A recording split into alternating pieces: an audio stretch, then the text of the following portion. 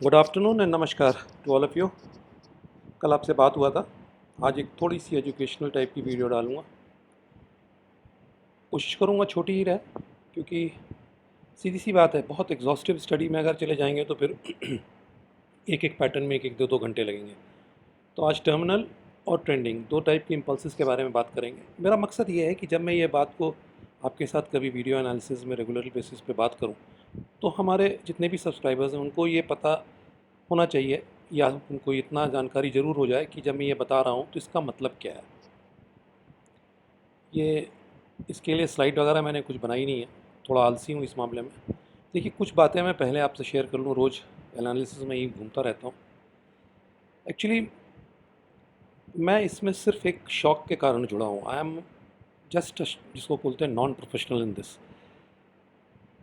एक ऑर्डनरी नौकरी पेशा आदमी हूँ, और चूँकि मेरा इंटरेस्ट है ये, और इंटरेस्ट भी कैसे डेवलप हुआ इसमें बहुत नुकसान खाया, और समझ में नहीं आया कि हो क्या रहा है हमारे साथ। तो फिर मजबूरी में कुछ ना कुछ सीखना पड़ा ये जानने के लिए कि ये सब हुआ क्या। और उस चक्कर में फिर मैंने इलियट वेव एनालिसिस समझा और सीखा। काफ़ी टाइम लगा, कम से कम 8 साल तो हो ही गए मुझे, 8-9 साल इसको करते हुए। अभी भी सीख ही रहा हूँ, बहुत सी गलतियाँ आज भी करता रहता हूँ। और ऐसा नहीं है कि इलियट वेव एनालिसिस पहली बार मैंने उठाई और इसी को सीखना शुरू किया। लगभग एक ज्ञान को आप छोड़ दीजिए और मार्केट प्रोफाइल को छोड़ दीजिए, तो लगभग सभी चीज़ों पे हाथ हमने देखा, आजमाया, लेकिन अंत में इलियट वेव ही सबसे सही लगी। उसका सिंपल कारण है, जितनी भी टेक्निकल एनालिसिस होती हैं, वो चाहे आरएसआई हो, चाहे एमएसीडी हो, चाहे बॉलिंजर हो, चाहे क्लाउड हो, चाहे ओपन इंटरेस्ट की स्टडी हो, चाहे कैंडल स्टिक्स हो, ये सारे के सारे लैगिंग होते हैं। इनमें से कोई भी लीडिंग नहीं होता है। सिर्फ और सिर्फ इलियट वेव एनालिसिस ऐसा है जो एक लीडिंग इंडिकेटर की तरह काम करता है। You can actually analyse the further movement of the market by analysing the current situation of the market. ये बहुत बड़ी चीज़ है इस एनालिसिस की। और इसका सारा गेम बेसिकली न्यूटन लॉज की तरह है। 3 लॉ न्यूटन के होते थे, अगर आपको याद हो, अगर आपने साइंस पढ़ी है इस समय, उस पर सारा खेल होता है। उसके एप्लीकेशंस पे ही पूरी दुनिया में आधी ज़्यादा चीज़ें चलती हैं। इसी तरह इलियट वेव के भी बहुत बेसिक पैटर्न्स होते हैं, उसी पे ये पूरा खेल चलता है। ये निफ्टी का चार्ट है, इसको मैं थोड़ा सा चूँकि काम चोरी कर रहा हूँ। हाँ, एक बात और क्लियर कर दूँ, कमेंट बॉक्स में आप लोग जब कमेंट करते हैं तो ये तो सीधी सी बात है, बहुत से लोग बहुत अच्छी जानकारी रखते हैं इलियट वेव की। आज एक फ्रेंड ने कमेंट किया जिसमें टर्मिनल इम्पल्स की बात की। मैं वो बात आपसे किया नहीं अभी तक, शायद कल भी नहीं करूँगा जब तक वो पैटर्न कंफर्म नहीं होगा, लेकिन हाँ, वो पॉसिबिलिटी है। और कारण क्यों है कि मैं एक चीज़ डिस्कस नहीं करता हूँ, क्योंकि जैसे ही मैं ये बात बोलूँगा तो फिर जितने भी लोग जो ट्रेडिंग माइंड के हैं वो सीधे सीधे शॉर्ट पोजीशंस में जाने लगेंगे। और अगर वो पैटर्न कहीं से गड़बड़ाता है तो फिर मैं लाइव मार्केट में कभी रहता नहीं हूँ आपके साथ कि मैं कुछ अपडेट कर पाऊँ। इसीलिए मैं कोशिश करता हूँ इसमें किसी भी तरह की ट्रेडिंग वाली बात मैं अवॉइड करता हूँ। सिर्फ और सिर्फ एनालिटिकल वीडियो डालता हूँ। भले ही ठीक है, उसमें 2-3-4 पॉसिबिलिटीज़ मैं आपके साथ डिस्कस करता हूँ, लेकिन अंडरलाइनिंग कहीं ना कहीं उसमें रहता है कि कौन सी पॉसिबिलिटी प्ले आउट करेगी। और एक बात और आपके साथ शेयर कर लूँ, मैं थोड़ा, जहाँ तक सोशल मीडिया की बात है, मैं बहुत ही एंटी सोशल हूँ। ना तो व्हाट्सएप में जुड़ा हूँ, ना मैसेंजर में, फेसबुक में लॉगिन किए मुझे 7-8 साल हो गए। मेल में यूज़ करता हूँ, वो भी सिर्फ ऑफिशियल काम के लिए, सर नौकरी के लिए। तो मैं जब आपको कोई नंबर आपके साथ शेयर नहीं करता हूँ तो इसका मतलब ये नहीं कि कोई एरोगेंसी है, इसका मतलब ये है कि मेरी मजबूरी है, क्योंकि मेरे पास कोई नंबर है नहीं आपके साथ शेयर करने के लिए। मेरे पास जो नंबर है वो ऑफिशियल नंबर है, उसको मैं शेयर नहीं कर सकता। बाकी किसी तरह के सोशल मीडिया प्लेटफॉर्म पर मैं हूँ नहीं। ये एकमात्र सोशल मीडिया प्लेटफॉर्म है यूट्यूब, जिसमें आपके साथ मैं जुड़ा हूँ, और वो भी लॉकडाउन की देन है और बच्चों की मेहनत है जिन्होंने शुरू कराया। क्योंकि मैं इस तरह का एनालिसिस कई सालों से करता था, अपने लिए करता था, कागज़ पर लिख के रख लेता था। सही होता था तो फेंक देता था, गलत होता था तो फाड़ देता था। अब कम से कम एक रिकॉर्ड हो गया। तो ये मैं कंटिन्यू रखूँगा, कोशिश करूँगा कि कंटिन्यू रखूँ डेली बेसिस पे। लेकिन कभी कभी अगर मिस होता है तो वो कुछ जॉब ऑब्लिगेशंस के कारण होगा। तो आइए शुरू करते हैं, इससे पहले बहुत लंबा हो जाए ये वीडियो। तो ये निफ्टी के, इसको पहले मैं कुछ साफ़ कर देता हूँ इसमें से, जिससे कि हमारे लिए क्लैरिटी रहे।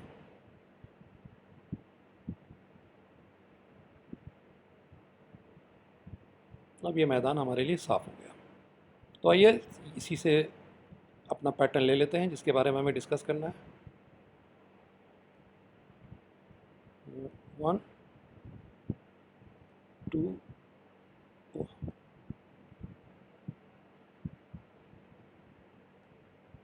ठीक कर लेते हैं इसे।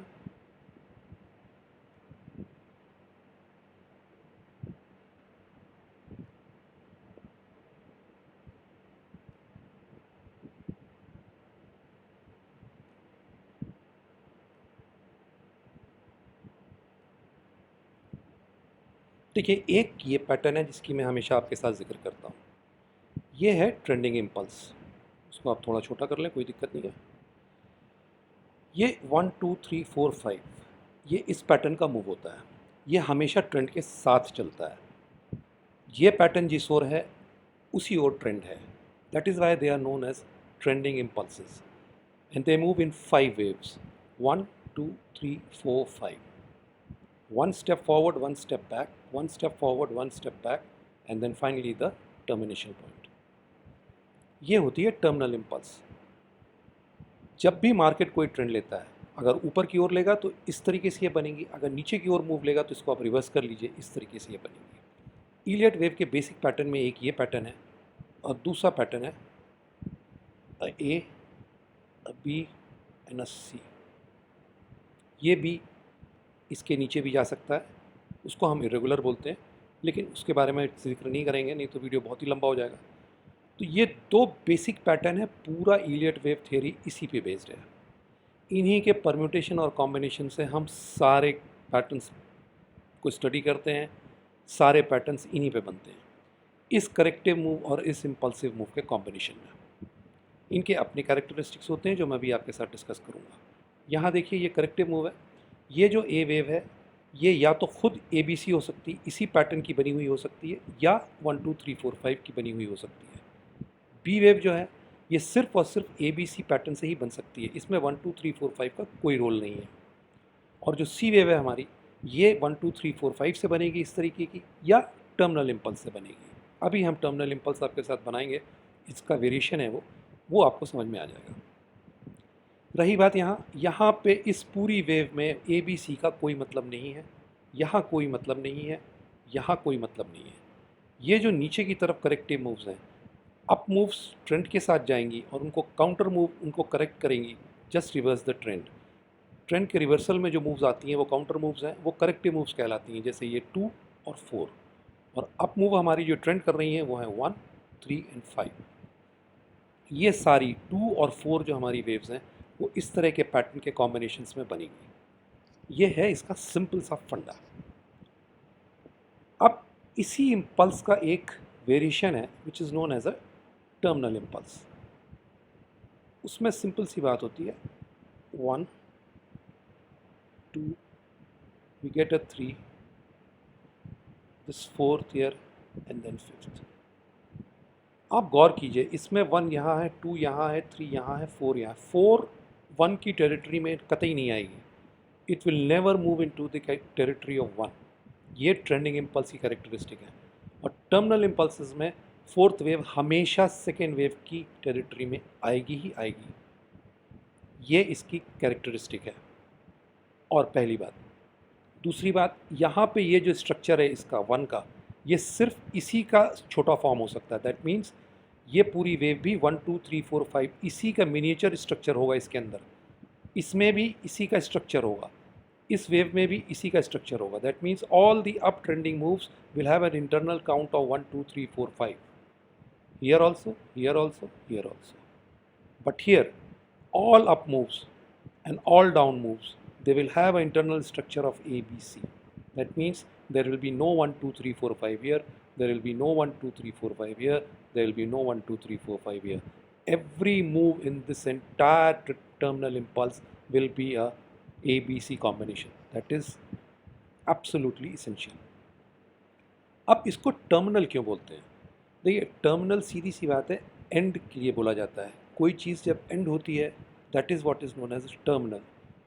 तो टर्मिनल इसको इसलिए बोला जाता है कि ये कभी शुरू में नहीं हो सकती। This cannot occur here in this wave, this wave cannot be a terminal impulse because this is the first wave.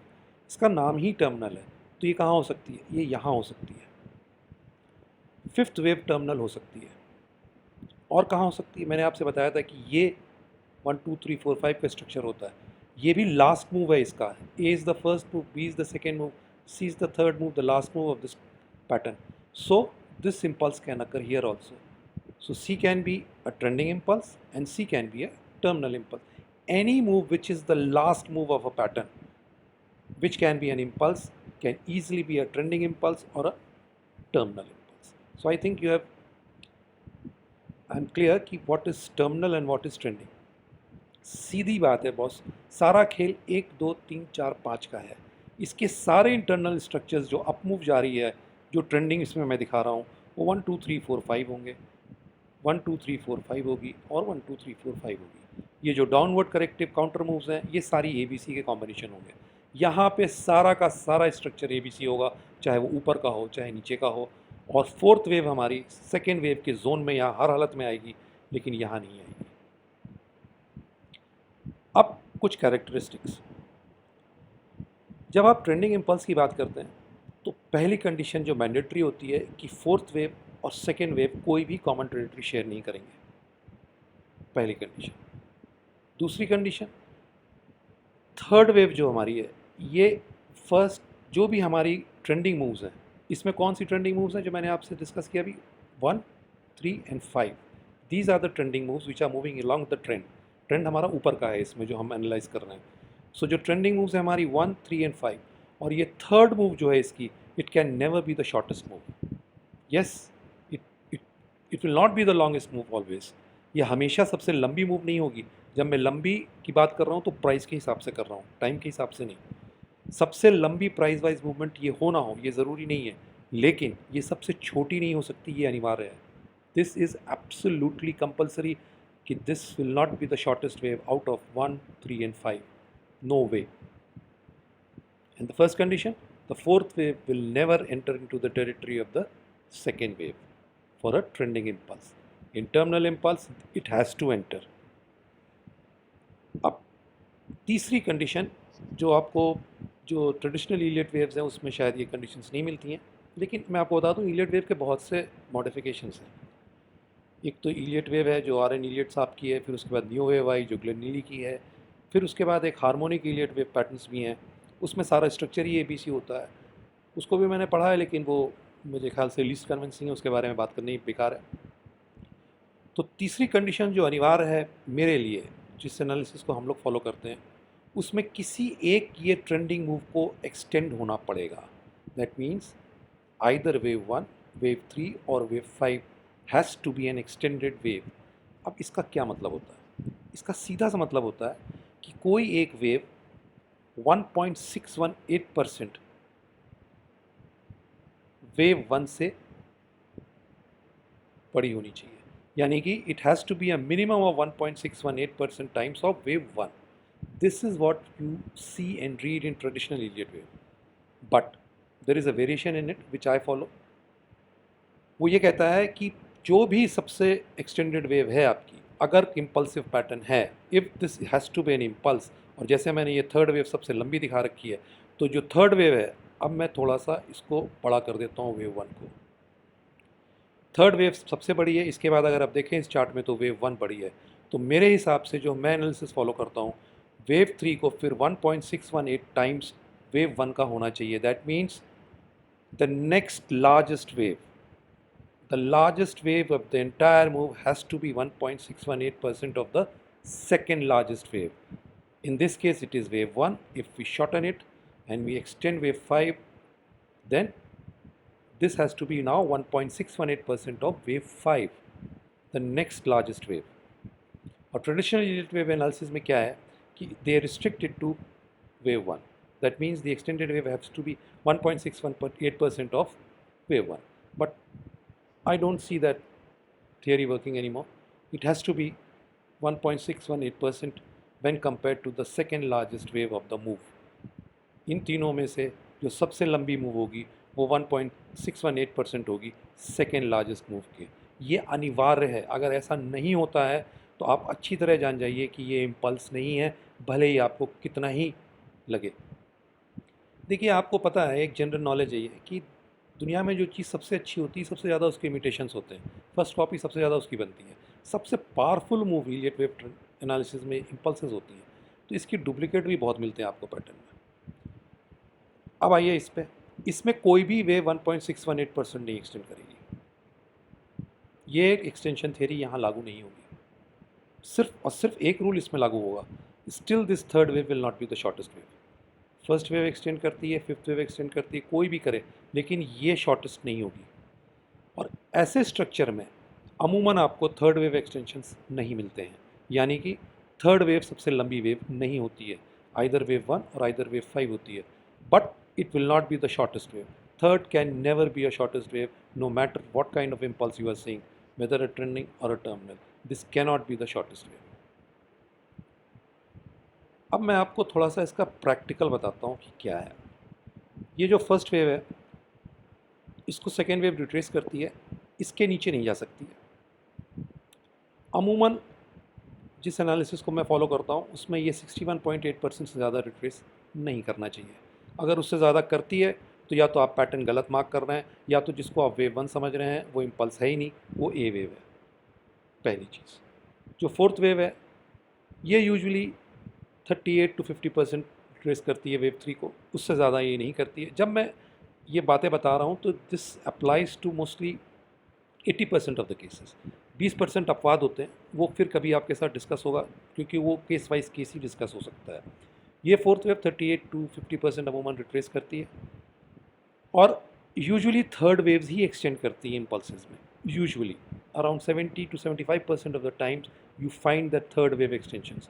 तो कॉम्प्लेक्सिटी हमको वेव 4 में ज़्यादा उम्मीद रहती है मिलने की, और ऐसे केस में वेव 4 38 to 50% रिट्रेस करेगी, और वेव 5 और वेव 1 का रिलेशन इक्वल होता है, यानी कि if the third wave is extended more than 1.618% of the longest of the second largest wave, then usually wave 1 and wave 5 they relate in equality or by 61.8%. That means या तो ये दोनों बराबर होंगी, या ये इसका 61.8% होगी, या ये इसका 61.8% होगी। ये एक जनरल थंब रूल होता है। अब कोई ज़रूरी नहीं है कि इस इम्पल्स में थर्ड वेव ही एक्सटेंड करे, फर्स्ट कर सकती है, फिफ्थ कर सकती है, कोई भी कर सकती है, बस थर्ड वेव शॉर्टेस्ट नहीं होनी चाहिए। तो ये कैरेक्टरिस्टिक्स होती है ट्रेंडिंग इम्पल्सेस की। जब मैं आपसे कहता हूँ कि करेक्शंस नहीं है, तो इसका यही मतलब होता है इम्पल्सेस बिना करेक्शन के नहीं चलती हैं। मैं आपको थोड़ा फ़र्क दिखाता हूँ। इस 5 को थोड़ी देर के लिए गायब कर लेते हैं। ये 2 तो है ही हमारा, थोड़ा ऊपर कर लेते हैं, छुपा देता हूँ इसको।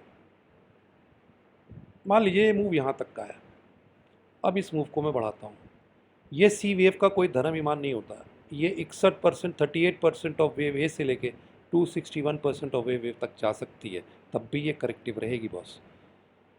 अब आप ये 3 लेग के और इस 3 लेग में क्या फ़र्क देखते हैं? इसको कोई फ़र्क दिख रहा है आपको? मान लीजिए ये करेक्शन को भी मैं गायब कर देता हूँ अभी, ये सब गायब हो गया। आपको क्या फ़र्क दिख रहा है? कुछ नहीं। It's just the nomenclature. मैंने यहाँ 1 रखा है, यहाँ 2 रखा है, यहाँ पे 3 रखा है, यहाँ पे ए है, यहाँ पे बी है, यहाँ पे सी है, और तो कुछ है नहीं इसमें बस। 3 मूव स्ट्रक्चर ये भी है, 3 मूव स्ट्रक्चर ये भी है। तो कोई भी स्ट्रक्चर जब 3 वेव तक चलता है, और ये वेव 161% एक्सटेंड हुई होती है फर्स्ट वेव की, इस मूव को अगर इस मूव ने 161% एक्सटेंड किया हुआ है, तो फिर आपको बहुत सावधान हो जाना चाहिए कि आप क्या देख रहे हैं। आप 1 2 3 देख रहे हैं या ABC देख रहे हैं? तो ये फ़र्क कैसे पता चलेगा आपको? बहुत बार मैंने आपसे जिक्र किया इस चीज़ का। इस केस में ये वेव 61.8% के नीचे रिट्रेस हो जाएगी। फोर्थ वेव 38% से 58%, मेजॉरिटी केसेस में इससे ज़्यादा रिट्रेस नहीं होगी। लेकिन यहाँ पे आपको 61.8 वोल्ट का झटका लगने वाला है अगर ये करेक्शन है, और अगर ये इम्पल्स है तो ये 38 से लेके 50% तक का रिट्रेस करेगी इस पूरे मूव को, इससे ज़्यादा ये नहीं कर सकती है। और यहाँ पे 61% आप नीचे आएंगे और फिर इसके अंदर चले जाएंगे। ये पहली निशानी होती है। इसलिए जब तक आप थ्री मूव स्ट्रक्चर देख रहे हो, आपको बहुत सावधान रहना चाहिए। That is why I always mark 1 बार ए, 2 बार बी एंड 3 बार सी, बिकॉज यही लिटमस टेस्ट है। और जो इम्पल्स इस लिटमस टेस्ट को नहीं करती है पास, या वो ये टेस्ट देती ही नहीं है, कोई करेक्शन ही नहीं करती है, वो पूरा मूव डाउटफुल रहता है। As simple as that. Impulses मैं आपको एक प्रैक्टिकली समझाऊंगा तो शायद आपको ज़्यादा बेटर लगेगा। ये जो पूरा मूव इम्पल्स का होता है ना बॉस, ये जैसे हम सब आप सौभाग्यशाली हैं, कभी ना कभी प्लेन में बैठे हैं। ये बोइंग या एयरबस की फ़्लाइट होती है, बहुत ही वेल क्राफ्टेड मूव होता है। ये बहुत सेफ मोड ऑफ कन्वेंस होता है एयरबस, उसी तरह ये होता है, बहुत सेफ मूव। ये जो पहला मूव होता है, this is like take off. जब एयरबस टेक ऑफ होता है बहुत झटके लगते हैं, और जो पहली बार बैठा होता है प्लेन में उसे तो लगता है कि वो पता नहीं क्यों बैठ गया इसमें, सही सलामत उतरेगा कि नहीं उतरेगा, बहुत डाउट हो जाता है। सारा क्रू केबिन का सीट बेल्ट बांध के बैठता है, हर आदमी अपनी सीट से चिपका रहता है, और बहुत लोग आंख बंद किए रहते हैं। कई झटके लगते हैं, कई हिचकोरे आते हैं, फिर ये टेक ऑफ होता है। This is like the take off of an Airbus. ये सेकेंड वेव क्या है? कुछ नहीं है। टेक ऑफ के बाद आपको केबिन में याद होगा, हवा पर जाने के बाद भी सीट बेल्ट की साइन ऑफ नहीं होती हैं, केबिन क्रू उठता नहीं है, क्योंकि प्लेन ट्विस्ट एंड टर्न्स लेता है अपने पाथ पे आने के लिए। उन कोऑर्डिनेट्स पे लैच होने के लिए उसको कुछ मनूवर करने पड़ते हैं। ये वो मनूवर्स हैं। लेकिन सीधी सी बात है, चाहे जितना भी मनूवर कर ले, रनवे पे नहीं, स्टार्टिंग पॉइंट पे नहीं आ सकता। इसके नीचे नहीं जाएगा वो, और 61.8% के नीचे भी नहीं जाएगा।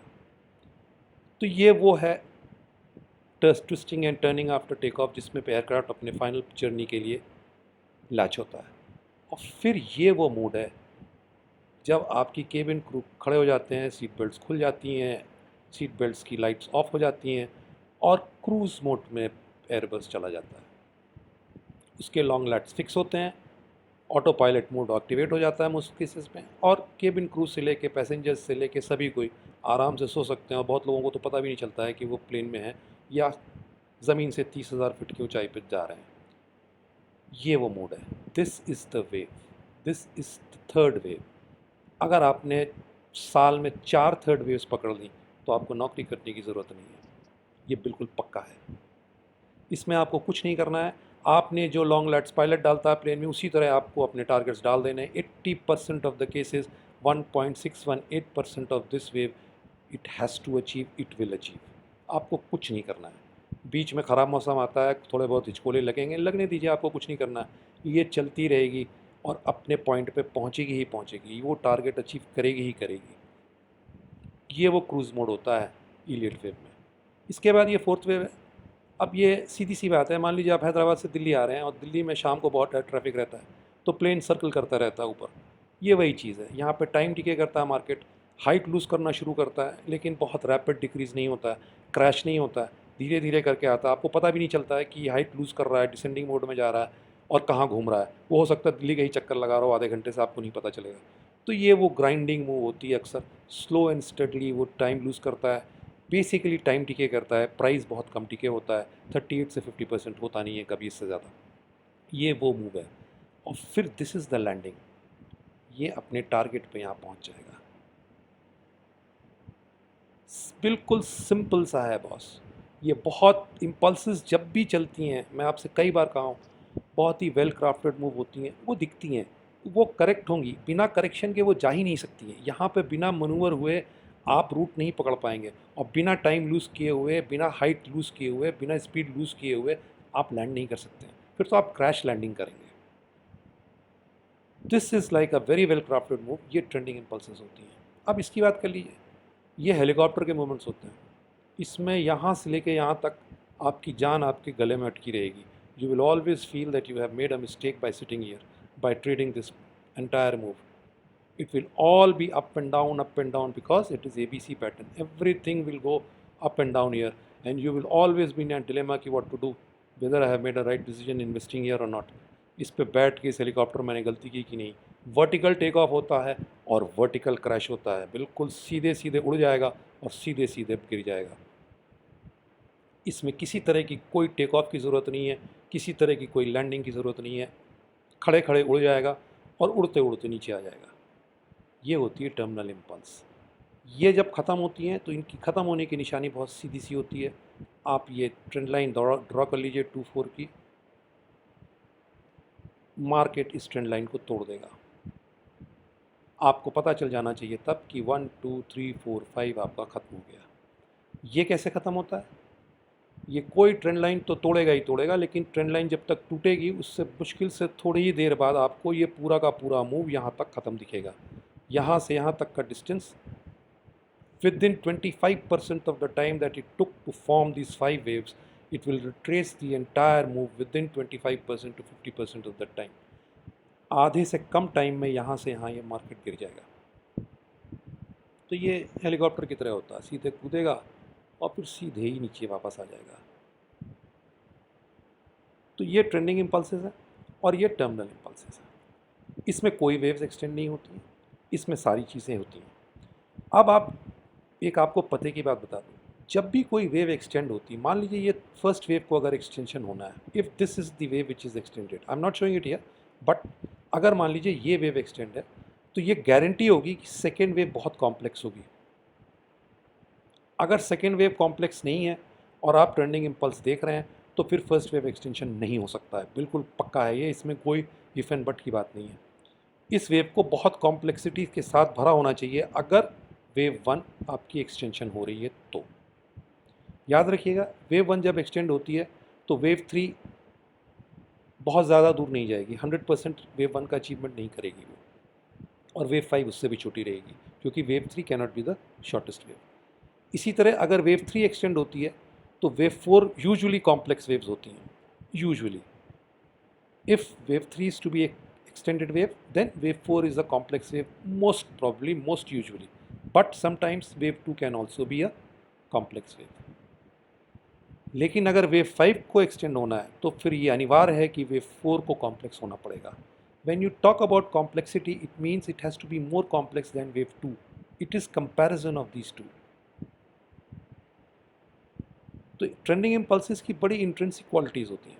पहली तो मैंने आपको बताया, ये दोनों एक दूसरे के अंदर नहीं आएंगी प्राइस मूवमेंट में, एक वेव एक्सटेंड होगी और जो एक्सटेंडेड वेव है या तो सेकेंड लार्जेस्ट वेव, उसमें से एक वेव को सब डिवाइड होना पड़ेगा, यानी कि बहुत क्लियर कट 1 2 3 4 5 इस वेव के अंदर आपको दिखेंगे, ये भी एक कंडीशन होती है। ये ज़रूरी नहीं है कि एक्सटेंडेड वेव ही सब डिवाइड करे, but at least one of the waves, they have to show clear cut 1 2 3 4 5 movement, that means 1 3 and 5, any of these waves or more than one wave will show a clear cut 1 2 3 4 5 internal structure, minimum one, maximum can be anything। एक कम से कम एक wave को तो ये 1 2 3 4 5 internal structure आपकी counts में दिखना पड़ेगा। हाँ, उससे ज़्यादा भी हो सकती हैं वेव्स जो दिखाएं वो, लेकिन एक तो करनी ही पड़ेगी उसको फुलफिल, ये एक इसकी कंडीशन होती है। दूसरा, ये जो सेकेंड वेव है और फोर्थ वेव है, इनको ऑल्टरनेट करना पड़ेगा। व्हेन यू से alternate, it means alternate in many respects. जैसे अगर ये 50% रिट्रेस करेगी, 60% करेगी, तो फिर वेव फोर 60% रिट्रेस नहीं कर सकती, 50% रिट्रेस नहीं कर सकती, वो शैलो वेव होगी। कहने का मतलब है कि डीप रिट्रेसमेंट अगर ये वेव कर रही है तो फोर्थ शैलो रिट्रेस करेगी। अगर ये बहुत शार्प वेव है, बहुत कम टाइम ले रही है, फोर्थ वेव टाइम लेगी। अगर ये सिंपल स्ट्रक्चर है तो ये कॉम्प्लेक्स स्ट्रक्चर होगा। और अगर ये सारी क्वालिटीज़ जो फर्स्ट सेकेंड वेव अब तक कर रही थी ये फोर्थ वेव करेगी, तो फिर सेकेंड वेव को ठीक उसका उल्टा करना चाहिए। They have to alternate in many ways. अगर ऑल्टरेशन नहीं है तब भी प्रॉब्लम है बॉस, ये इम्पल्स नहीं है फिर। तो ट्रेंडिंग इम्पल्स के लिए बहुत सिंपल सी बात है, आपको अच्छी तरीके से ये सारी चीज़ों को जब भी आप चार्ट पैटर्न में गौर करें, सिर्फ 1 2 3 4 5 से नहीं होता है। मैं बार बार आपसे कहता हूँ, उसके साथ बहुत सी चीज़ें हैं जो उसे फुलफ़िल करनी पड़ेंगी। ऐसा नहीं है कि कोई भी स्ट्रक्चर 1 2 3 4 5 यहाँ पे 1 2 3 में लिख के बैठ जाऊँ तो नहीं हो पाएगा। इसको फिर आने वाली इस फोर्थ वेव के साथ ऑल्टरनेट करना पड़ेगा। मुझे इसके इंटरनल काउंट्स आपको देखने पड़ेंगे, कौन सी वेव सब डिवाइड कर रही है, वो एक्सटेंडेड है कि नहीं है, कोई वेव एक्सटेंड हो रही है कि नहीं हो रही है। ये सब इसके अनिवार्य रूल्स हैं। These are compulsory rules, they have to be fulfilled by this impulse if it has to qualify as an impulse, otherwise this will be a simple corrective pattern. And believe me, आप चाहे जितने Elliot wave charts देख लें, चाहे जितने instruments का देख लें, आपको चार्ट्स में 60 to 65% सिर्फ और सिर्फ करेक्टिव मूव्स मिलेंगी। ओनली 30% 40% ऑफ द टाइम आपको जो ऑक्यूपेशन होता है चार्ट के टाइम का वो इम्पल्सेस का होगा। तो ये बहुत वो चीज़ है जो आपको पैसा बनाती है। शेयर बाज़ार में इलियट वेव एनालिसिस में अगर कोई चीज़ है जो आपको रईस बना सकती है तो वो इम्पल्स है, और उसमें भी वो ये तीसरी। आपने अगर इसको साल में, जैसे मैंने बताया, 3 4 बार पकड़ लिया तो फिर आपको नौकरी या किसी तरह की कुछ करने की गुंजाइश ज़रूरत नहीं है। This gives astonishing results. तो याद रखिएगा। इसकी और भी बहुत सी क्वालिटीज़ होती हैं जो आपके साथ फिर कभी शेयर करूँगा, क्योंकि वो बहुत डिटेल्ड स्ट्रक्चर है। क्योंकि फिर उसके बाद इसकी एक एक चीज़ पे जाना पड़ेगा, आपको बताना पड़ेगा मुझे, और उसमें बहुत टाइम लगेगा कि अगर ये एक्सटेंड होगी तो क्या होगा, ये एक्सटेंड होगी तो क्या होगा, ये एक्सटेंड होगी तो क्या होगा। वो बहुत इलेबोरेट स्टडी है। वो एक एक्सटेंशन के लिए आधा घंटा लगेगा एक एक चीज़ का। तो वो आपके साथ कभी सेपरेटली मैंने सोच रखा है। वैसे तो बहुत आलसी आदमी हूँ मैं, जहाँ तक ये सब ग्राफिक्स और ये टेक्निकल उसका सवाल है। लेकिन एक बनाऊंगा एक बेसिक और एडवांस कोर्स जिसमें हर पैटर्न के बारे में आपके साथ डिटेल में पहले इंट्रोडक्शन टाइप का करूंगा और फिर एक डिटेल चर्चा करूंगा। लेकिन आपको समझाने के लिए मैंने ये वीडियो बनाया था कि जब मैं बात करता हूँ टर्मिनल इम्पल्सिस की और ट्रेंडिंग इम्पल्सिस की, तो मैं क्या कहना चाहता हूँ, और जब मैं आपसे कहता हूँ कि इम्पल्स नहीं दिख रही है बॉस, तो उसका क्या मतलब है। ये भी देखिए आप, बहुत शार्प मूव है। Corrective moves can be very very sharp, आपको बहुत डिसीव कर देंगे, ये आपको धोखा दे देंगे ये समझने के लिए कि ये 1 2 3 चल रही है। लेकिन असली खेल यहीं पे होता है।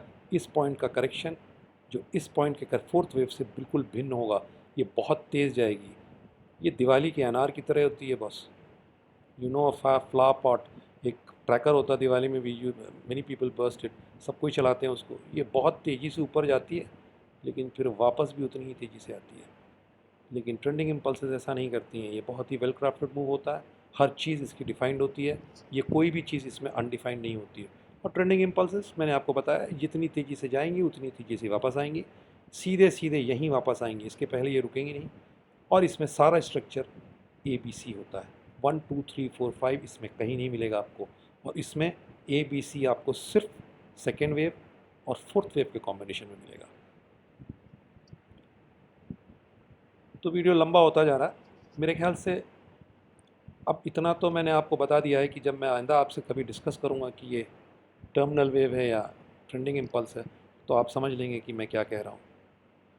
बाकी कोशिश करूँगा एक इंट्रोडक्टरी कोर्स टाइप का बनाने का और फिर एक एडवांस कोर्स का, लेकिन उसमें टाइम लगेगा बॉस। जब भी बनेगा आप ही के लिए बनाऊँगा तो बिल्कुल आपके साथ शेयर करूँगा। लेकिन जब तक नहीं बनता है बीच बीच में ऐसे आपके साथ शेयर करूँगा। डायमेट्रिक पैटर्न की बात की थी एक हमारे फ्रेंड ने। देखिए मैं आपको एक सिंपल सी बात बता देता हूँ डायमेट्रिक पैटर्न के बारे में।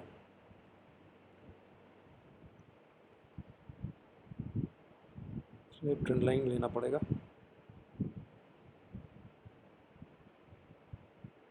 बेसिकली वो 7 लेग का करेक्शन होता है। इसमें बनाना मुश्किल हो रहा है।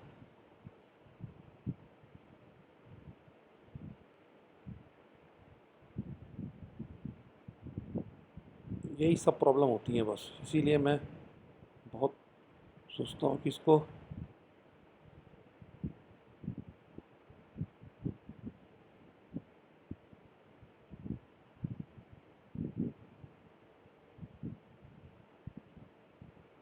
ये कुछ इस तरीके से दिखता है। इसके 2 कॉम्बिनेशन होते हैं। इसको बो एंड टाई बोलते हैं। इसके अंदर जो है हमारी 7 वेव्स चलती है।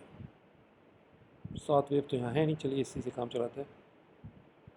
मान लीजिए ये गया आपका ABCD,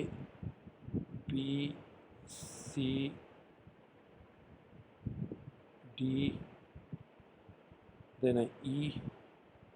अब इसके बाद हम F एंड देना G।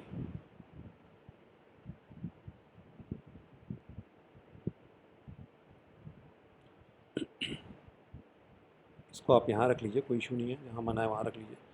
बेसिकली 7 लेग का स्ट्रक्चर होता है ABCDE। यहाँ पे F आप लगा दीजिए।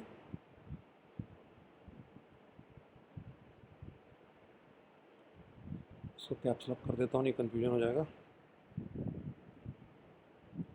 F एंड देना G। ये कुछ इस तरीके से चलता है। ये हमारा जो मूव है, ट्रेंडिंग मूव है, वो नीचे से ऊपर की ओर जा रहा है, यानी कि हम अप मूव में हैं। और उसके बाद ये करेक्शन, सॉरी, ये डाउन मूव में हमें ऊपर से ट्रेंडिंग मूव हमारा यहाँ से आ रहा है नीचे। ये मूव हमारा चल रहा था और हम करेक्ट हो रहे हैं ऊपर की तरफ। ABCDEFG। Diametric is a 7 leg pattern. पहला इसमें जो पैटर्न बनता है वो ये बो एंड टाई की तरह बनता है। इस पैटर्न की एक खासियत होती है, इसमें ये सारी वेव्स ABCDEFG ये प्राइस वाइज फिबोनाची रिलेशनशिप में कहीं नहीं काम करता है इसमें। मतलब ये कि अगर आप 61%, 38%, 50%, 23% का कोई भी रेशियो लगाएंगे इन पे प्राइस वाइज तो काम नहीं करेगा। ये प्राइस वाइज रिलेटेड नहीं होती हैं। Yes, the only way they are related is time wise. ये फिबोनाची रिलेशनशिप जिसमें काम करते हैं वो इनके टाइम कंजम्पशन पे काम करते हैं। माने कि ये वेव और ये वेव जितना टाइम कंज्यूम करेंगी वो दोनों 61 से लेके 161% के बीच में कहीं घूमेंगे। This is the relationship that works in this, not the price. दूसरा स्ट्रक्चर जो इसका बनता है वो डायमंड बनता है। उसमें ये है क्या, आप ऐसे पहले इसको समझ लीजिए। आप देखिए ये रिवर्स वो है, कॉन्ट्रैक्शन एक्सपेंशन है। दो पैटर्न है, a 3 leg pattern separated by a middle wave and then a 3 leg pattern. ये क्या हो रहा है, देखिए यहाँ पे ये एक्सपैंड हो रहा है, यहाँ कॉन्ट्रैक्ट हो रहा है, और अगला जो पैटर्न है वो यहाँ कॉन्ट्रैक्ट हो रहा है, यहाँ एक्सपैंड हो रहा है। ये beginning of the pattern is expansion, here the ending of the pattern is expansion, just the reverse. ये और कुछ नहीं है, सिर्फ इतना ही है। इसी का इसका दूसरा फॉर्म बनता है, इसको बो एंड टाई फॉर्म बोलते हैं, और इसी का एक और फॉर्म बनता है, वो कुछ इस तरीके से दिखता है, जिसको हम डायमंड बोलते हैं। आप समझ ही गए होंगे, वो आगे कॉन्ट्रैक्ट करेगा, पीछे एक्सपैंड करेगा। आप इसको ऐसे कर दीजिए।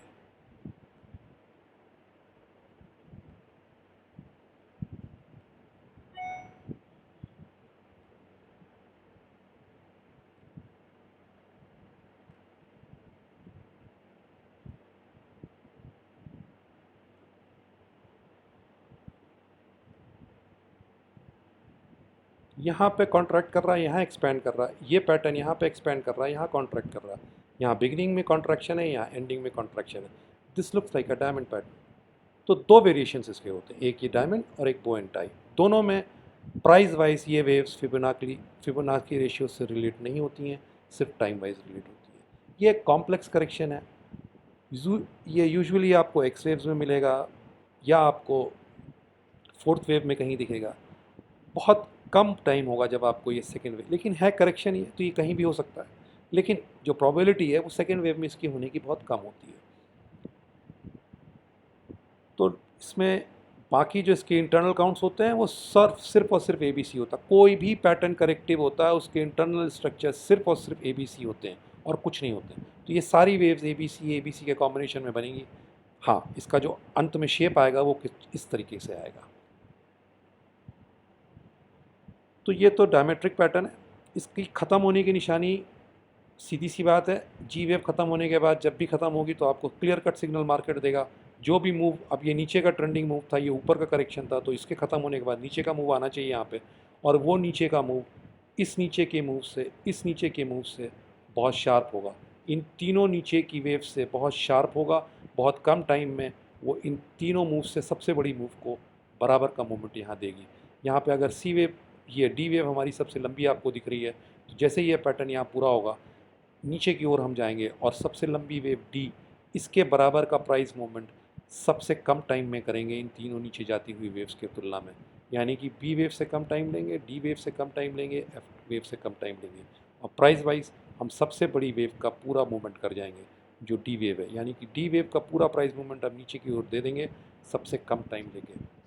ये इसकी निशानी होती है।